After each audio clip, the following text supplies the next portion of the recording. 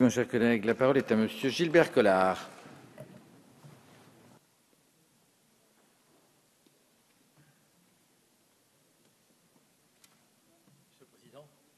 Monsieur le Président, Madame le Ministre, ce texte, c'est un peu de la romance dont la gauche a besoin pour toujours vendre son bon cœur.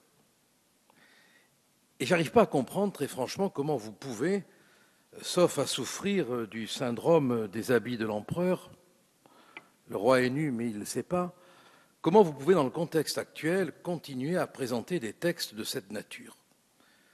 Je comprends qu'on cherche à trouver des solutions à l'enfermement, mais quand il n'y a pas de solution, il ne faut pas en inventer d'inutiles. Ce texte, il est pléonastique. Il y a le sursis simple, le sursis avec mise à l'épreuve, la dispense de peine, l'ajournement avec injonction.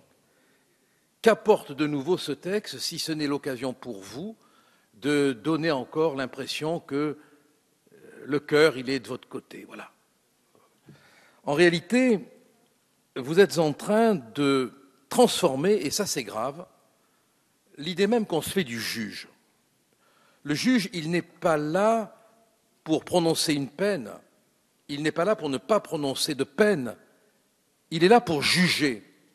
Et on n'a pas à lui donner d'injonction législative. Sinon, on atteint à sa liberté. Mais vous venez d'inventer une nouvelle forme de juge. Et ça, c'est quand même assez extraordinaire. Et ce nouveau juge, tel que la gauche le voit, tel que le ministre de la Justice l'invente, il est inscrit dans le texte. Il faudra que la juridiction tienne compte de la personnalité de son auteur, du délit. Ça, c'est l'individualisation de la peine. Ça existe depuis plus d'un siècle. Vous n'avez donc rien inventé.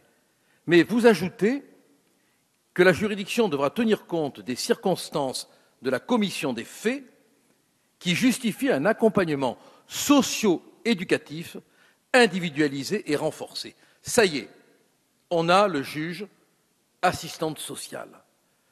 Comment un magistrat va-t-il pouvoir tenir compte d'un accompagnement socio-éducatif? Mais il n'est pas là pour donner la main, il n'est pas là pour tenir la main, il est là pour juger. Les sociétés ont besoin de juges qui jugent, pas de juges qui donnent la tétée, pas de juges qui maternent. Qu'est-ce qu'on en a à faire de votre accompagnement socio-éducatif qui ne va en rien régler le problème de la délinquance? Ça y est, on y est, on a le juge en blouse blanche, le juge infirmière, le juge assistante sociale. Mais ce n'est pas ça dont on a besoin. On a besoin de retrouver des juges qui jugent, tantôt en prononçant une peine, tantôt en ne la prononçant pas, en tenant compte chaque fois de la personnalité du délinquant. Mais qu'est-ce que vous fabriquez là? Des juges qui vont devoir se dire, est-ce que celui qui a commis un harcèlement sexuel, celui qui a commis des agressions sexuelles, des exhibitions, des blessures par imprudence, négligence, ou qui a commis des appels téléphoniques malveillants, est-ce qu'il a besoin, le pauvre petit, d'un accompagnement socio-éducatif individualisé, comme si le fait qu'on parle de s'intéresser à sa personnalité suffisait pas. Allez, allons dans la redondance et renforcer. Le juge n'est pas là pour ça. Voilà, il n'est pas là pour donner la tétée au délinquant. Il est là pour le punir. Et une fois qu'il a tenu compte de sa personnalité, c'est déjà l'individualisation de la peine. Mais vous introduisez maintenant un nouveau type de juge, c'est le juge qui materne.